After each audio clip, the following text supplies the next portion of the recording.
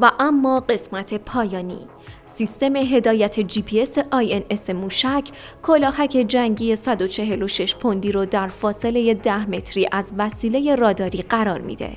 این انفجار یک سیستم دفاع هوایی 100 میلیون دلاری رو به ضایعات آتشین تبدیل میکنه. سوپر هورنتس به صورت جفت کار میکنه.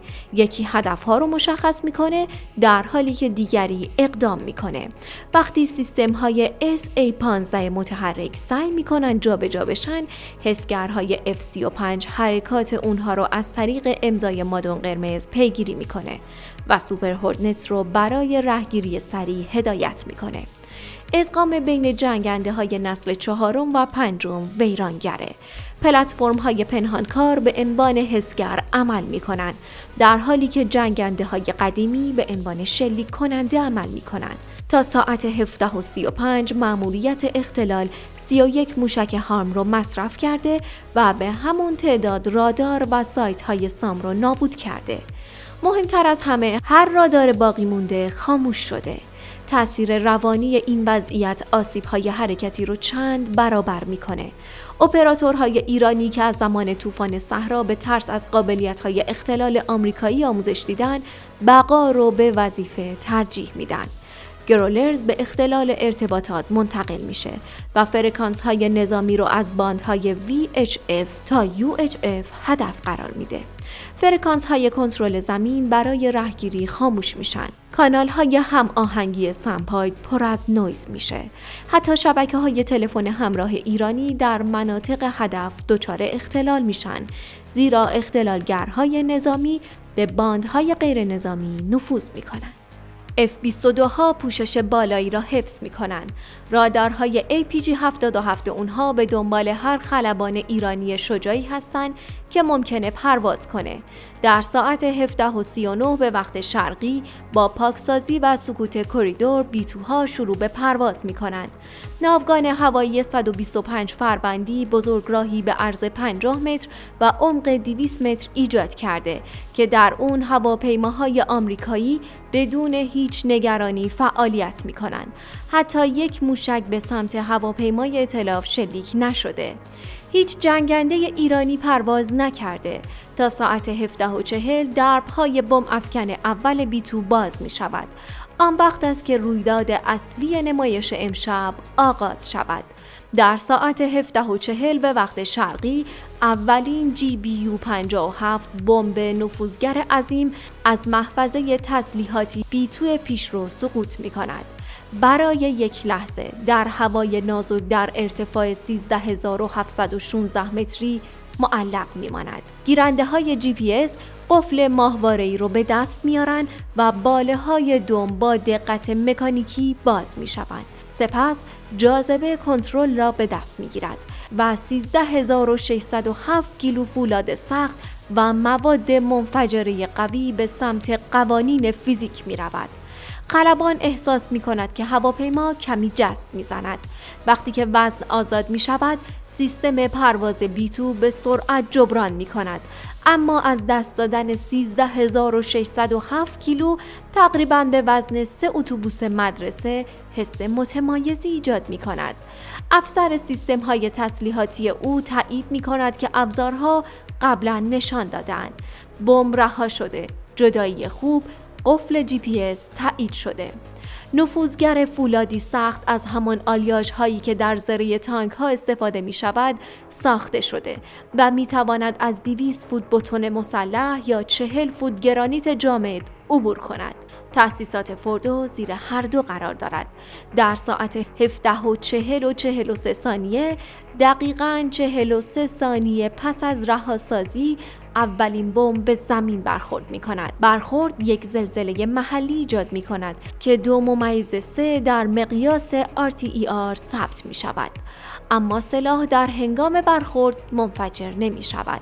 این کار پتانسیل آن را هدر می دهد. در عوض فیوز هوشمند به شمارش معکوس می‌پردازد، در حالی که نفوذگر از میان سنگ و بتن عبور می‌کند و منتظر لحظه دقیق حداکثر اثر است. کلاهک جنگی 2404 کیلو مواد منفجر تریونال در عمق 505 متری زیر زمین منفجر می شود و یک حفره به قطر 9 متر ایجاد می کند. موج فشار اضافی از طریق سنگ سخت با سرعت 15,000 فوت در ثانیه حرکت می کند و هر ترک، هر درز و هر نقطه ضعف ساختاری را پیدا می کند. بتن طراحی شده برای تحمل 10,000 PCI با نیروهایی مواجه می شود که بیش از 100,000 PCI است. این بتن فقط ترک نمی خورد، به طور واقعی به پودر تبدیل می شود، اما یک بمب کافی نیست. برنامه ریزان این مأموریت این رو می دونن. به همین دلیل 12 بمب برای فوردو برنامه ریزی شده. هر نقطه برخورد به گونه‌ای محاسبه شده که امواج شوکه همپوشانی ایجاد کند و قدرت کوه رو علیه خودش برگردونه. بیتوهای باقی مونده به ترتیب دنبال می شوند و هر کدوم بمب‌های خود رو در فواصل دقیقی رها می کنند. از زمین این صحنه مانند برخوردهای مصنوعی شهاب سنگ به نظر می رسد. درخشش‌های نوری که با رعد و برقی که در کوه‌ها می‌غلطد دنبال می شود. در نطنز پروفایل حمله متفاوته. تنها 2 بمب به این تأسیسات هدف قرار می گیرند، زیرا به عمق کمتری دفع شده.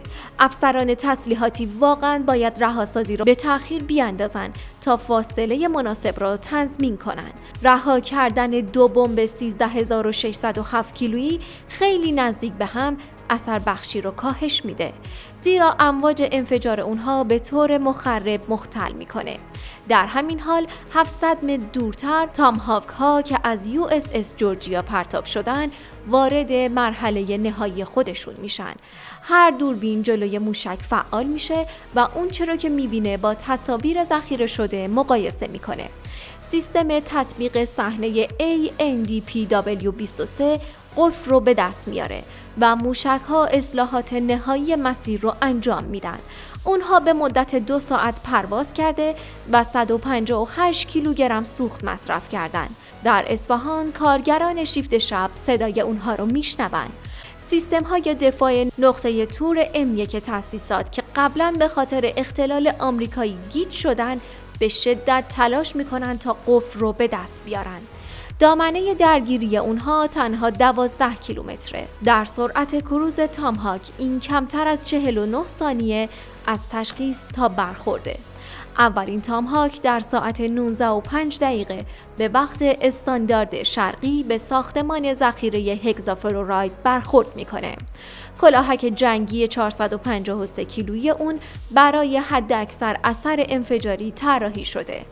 انفجار فقط نابود نمیکنه، بلکه تنها اورانیوم و هگزافلوراید رو به هوا میفرسته و یک ابر سمی ایجاد میکنه که تأسیسات رو غیر قابل سکونت میکنه. 29 موشک بعدی در 45 ثانیه بعدی میرسن و هر کدام به ساختمان‌های خاصی که از طریق سالها کار اطلاعاتی شناسایی شدن هدف قرار میگیرن. بیتوها در حال حاضر در حال بازگشت به خانه هستند. در پشت آنها 3 تأسیسات هسته‌ای در شب در حال سوختنن. زمان کل بر فراز هدف 25 دقیقه است. حتی یک موشک سطح به هوا شلیک نشده. هیچ جنگنده ایرانی حتی سعی نکرده که به پرواز در بیاد. عنصر غافلگیری کامل بود. اجرای مأموریت بی‌نقص بود.